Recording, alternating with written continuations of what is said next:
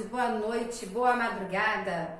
Qualquer hora é hora para estudar, adquirir conhecimento, nunca é tarde. Hoje nós vamos com texto literário e não literário. Sabe a diferença entre literário e não literário? Não? Vamos saber agora. Literário, você para conhecer um texto literário, você tem que ter um conhecimento mínimo, não é tão extenso nem tão difícil, de algumas características. Por exemplo, para você identificar um literário, você tem que saber o que é subjetividade. O que é subjetividade? Coloquei até aqui. São as ideias, o modo de pensar e o estilo do sujeito que escreveu, de forma a evidenciar esse sujeito, ou seja, ele vai colocar o seu ponto de vista, ele vai apresentar as suas ideias, certo? Isso é a subjetividade, não é nada muito exato, não existe o objetivo, mas sim algo que pode ser pensado e assim acrescentado. Aí coloquei ali também a função estética. Quando você pensa na função estética, você pensa na estrutura. Quando você pensa em estrutura, você vai pensar em, por exemplo, um texto em prosa. Você tem parágrafos e você tem linhas. Num texto em verso, um texto poético, um poema, você tem estrofes e você tem versos. O que você chama de parágrafo serão as estrofes que irão compor um poema. O que você chama de linha de cada parágrafo será nada mais, nada menos do que cada verso que irá compor a estrofe do seu poema. Ou o seu poema poderá ser uma única estrofe, certo? Então você tem o que? A estrutura, como deve ser descrita, como deve ser redigida, como você irá criar. Assim como foi colocado ficcionalidade. Ficcionalidade, você deve pensar de imediato no que?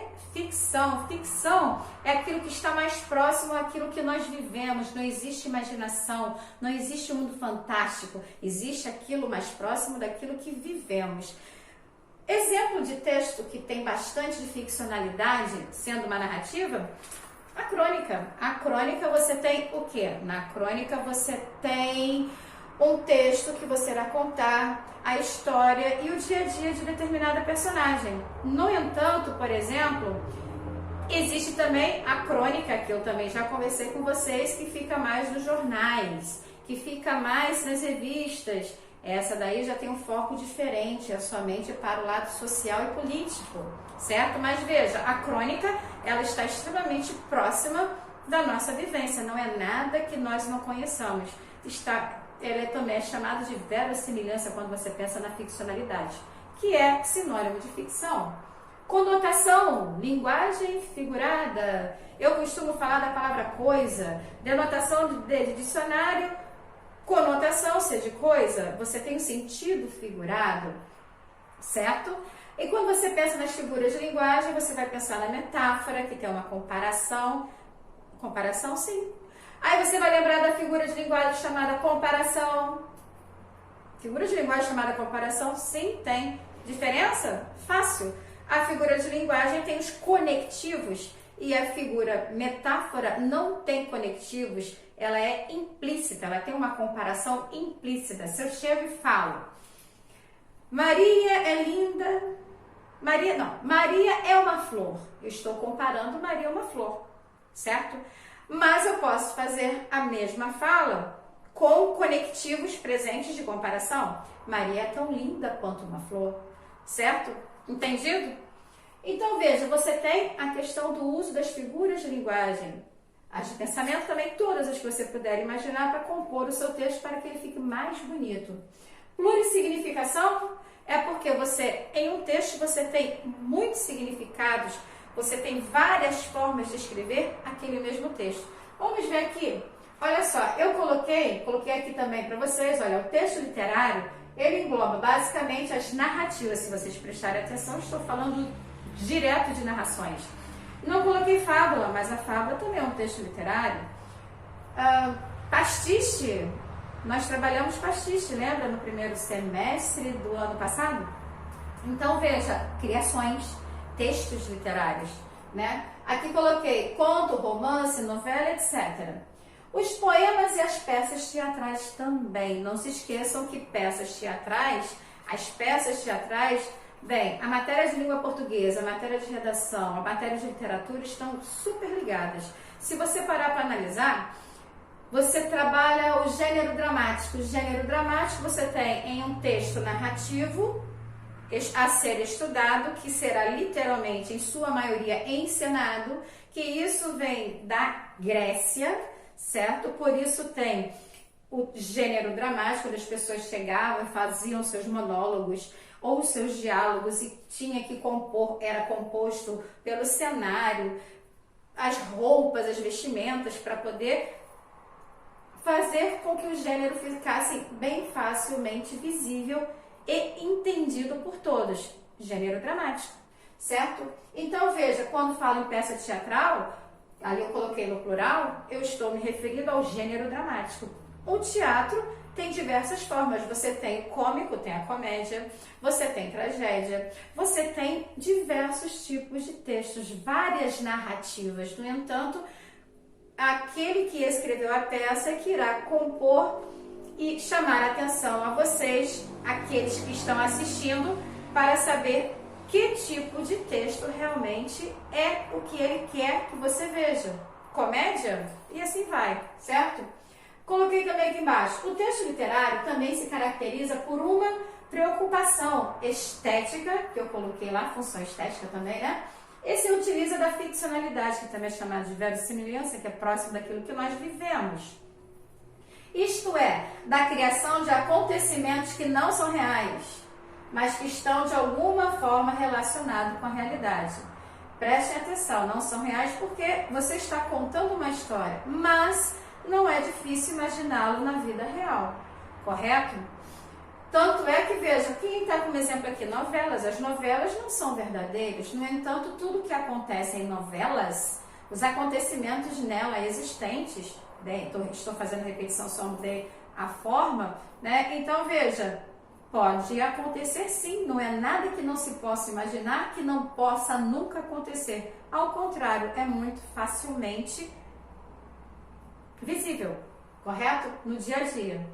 Aqui eu chamei a atenção a um gênero não literário, que é qual? O texto não literário está associado à predominância da objetividade e da denotação. Vou falar mais. Veja, quando eu coloquei subjetividade lá em cima, apresenta as ideias, o modo de pensar e o estilo de sujeito que o escreveu. Quem foi que escreveu, né? Escreveu aquele sujeito, correção. De forma a evidenciar esse sujeito, quer chamar a atenção a ele. Botei aqui como número 1 porque eu vou voltar para cá, tá? Função estética, o que foi que eu falei? Evoca, não coloquei nessas palavras, falei de uma forma mais simples, fica mais fácil, né? Evoca somente a ideia de beleza. Belo como um conceito filosófico. É algo sentido, percebido pela sensibilidade de quem o vivencia. Quando eu penso no estético, realmente eu tenho vários pensares. Quando eu falo do filosófico, porque ele tem várias formas de pensar, ele se apresenta de uma forma diferente. Quando você pensa na função da estética e nesse belo, nessa beleza, você tem algo a sentir, não é simplesmente ler, você sente de uma forma muito bonita, geralmente, tá? Ficcionalidade, criação artística, pode estar próximo de experiência vivida, denominada verossimilhança. Criação artística, que é o melhor exemplo, que eu posso até colocar como sendo a própria novela. Tem novelas, assiste quem quer. Mas até mesmo se você não assistiu, uma parte você já viu, ou você ouviu, ou você escuta, mas assim, tá tudo muito próximo daquilo que pode sim viver acontecer no nosso dia a dia. Conotação, a linguagem figurada, já falei para vocês bastante sobre ela. A plurissignificação permite múltiplas leituras, carregado de significados, motivador de várias interpretações. Veja só, eu tenho um texto com várias formas, vários falares. E dependendo de quem esteja lendo, poderá ler aquele texto naquele momento de uma forma ou de outra. Alguém pode sentir-se tocado por algo belo ou por algo muito sentido, como vem aqui na função estética, certo? Agora sim, o texto não literário. Começo por aqui eu chamei a atenção que está associada à predominância da objetividade e da denotação. Denotação você fala o sentido real da palavra, você estará sendo objetivo, como ele coloca, como por exemplo, jornal, revista. Você tem a objetividade da informação, de informar algo e não contar algo, criar uma história. Você não cria, você trabalha com aquilo que é exato. Você está informando, certo? Depois, 2, caráter. Eu esqueci da seta. Gente, tem a seta aqui. Caráter informativo e argumentativo. Caráter informativo e argumentativo. Tem menor probabilidade de serem enquadrados como arte literária. Menor não quer dizer que não, porque dependendo do autor e de como vem a ser a sua escrita, se ele escreveu com uma estrutura maravilhosa, se ele fez jogos de palavras, se ele brincou com as palavras de forma a fazer com que você tenha o belo presente, a função estética presente, de forma que ele trabalha a denotação, mas ele trabalha, vou chamar a atenção de novo, os jogos de palavras, fazendo com que você pare para analisar o significado daquela parte, aquele texto ali colocado dentro daquele parágrafo, entendeu? Então, aí ele poderá sim tornar-se, deixar de ser um não literário e tornar-se um texto literário. Haja vista que há alguns que demoram um pouco, mas acontece, mesmo que eu tenho texto hoje. E isso também vai dependendo do tempo, porque o texto não literário também está ligado a um tempo histórico, depende, né, do que estará sendo apresentado, se tem um conteúdo de autoridade, de verdade, para que ele possa ser ali colocado como literário. Porque ele é verdadeiro, porque ele tem a estética. Às vezes o não literário está tão bem feito que acaba por se tornar literário, tá? Mas isso é ao longo do tempo, né? Assim como o próprio literário que você senta, escreve e é um texto literário, tá? 3, necessário ter relevância histórica. Acabei de falar isso com vocês. 4, mesmo em um texto de caráter, aqui tem a cena, não esqueci, viu? Objetivo, é possível identificar marcas da literalidade, eu estava comentando há pouco. Preocupações estéticas ou emprego de conotação, por exemplo. Conotação é o sentido figurado. Pode ser que tenha, mas até porque coloca a conotação e faz o jogo de palavras. Não é uma matéria difícil, gente. Veja só, texto literário e texto não literário. 1, 2, 3, 4, só tópicos. Agora, subjetivo, sabemos, criação, ideias. Função estética, a estrutura, como está sendo composta, né, a beleza, os pensamentos, aquele pensamento que leva ao coração, que faz você sentir, que faz você imaginar realmente como aquilo ali seria vivido. Ficcionalidade, você está próximo daquilo que é vivido por muitas pessoas, a verossimilhança. Isso é verossimilhança, está próximo da ficção, próximo da realidade. Próximo da ficção, porque ficcionalidade, palavra derivada, tá? Conotação, sentido figurado. Eu apresentei, falei para vocês de algumas figuras de linguagens.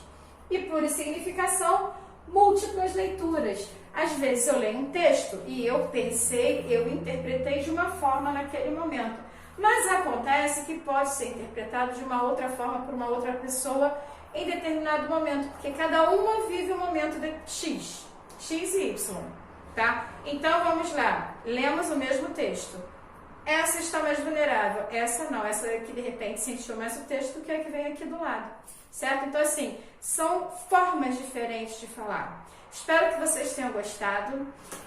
Estamos chegando na semana de provas, hein, galera? Não se esqueçam das narrações, foco narrativo, de todas as regras que eu sempre coloco para a prova, certo? E que vocês já sabem, já conhecem, tenho certeza disso, que farão belíssimas provas. Fiquem atentos, a prova é com caneta preta, somente caneta preta. Proibido o uso do corretivo, não pode corretivo de jeito algum. Faça o rascunho, passa limpo para que não haja rasura, rasura perde pontos. Atenção ao substantivo próprio, início de palavras com letra maiúscula. Conjugação verbal, não se esqueça de conjugar os verbos. Sabem que eu não sou fã de muitos verbos auxiliares e pouca conjugação quando pode se conjugar. Porque há momentos, dependendo do que você esteja lá redigindo, que você precisará do verbo auxiliar com o verbo principal, certo? Letra legível, por favor, aquilo que eu não consigo ler, eu vou passar batido. Aviso está dado. Tentem lembrar do primeiro dia de aula, olhem seus cadernos e façam o mais belo possível a sua redação, certo? Saudade de vocês, se cuidem, coloque seu nome lá na chamada. Olha os exercícios para casa. Até a próxima.